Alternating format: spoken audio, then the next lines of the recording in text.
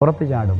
അസൂയ കായേനിനെ കൊലപാതകിയാക്കിയെങ്കിൽ നമ്മളുടെ ഉള്ളിൽ അസൂയ ഉണ്ടെങ്കിൽ നമുക്കും അതിലേക്ക് തന്നെ പോകുന്ന അനുഭവങ്ങൾ ഉണ്ടാകും. ചില ജീവിത സാഹചര്യങ്ങളിൽ വളരെ നല്ല രീതിയിൽ പോകുന്ന ഭവനങ്ങൾ തകർന്നത്, അല്ലെങ്കിൽ വളരെ നല്ല രീതിയിൽ പോയിട്ടുള്ള സുവിശേഷ പ്രഘോഷകർ തകർന്നു വീണത്, വളരെ നല്ല രീതിയിൽ പോയിട്ടുള്ള വ്യക്തികൾ തകർന്നു വീണത്, നല്ലവരായി ജീവിച്ച അമ്മമാർ തകർന്നു വീണത് എന്തുകൊണ്ടാണെന്ന് ചോദിച്ചാൽ അവർ മൂല പാപങ്ങളുടെ ബന്ധനാവസ്ഥയിൽ വീണപ്പോഴാണ്.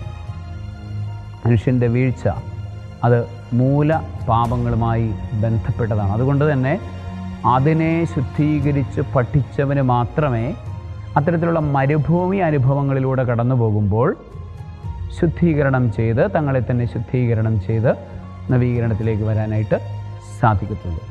അപ്പോൾ മൂലപാപങ്ങൾ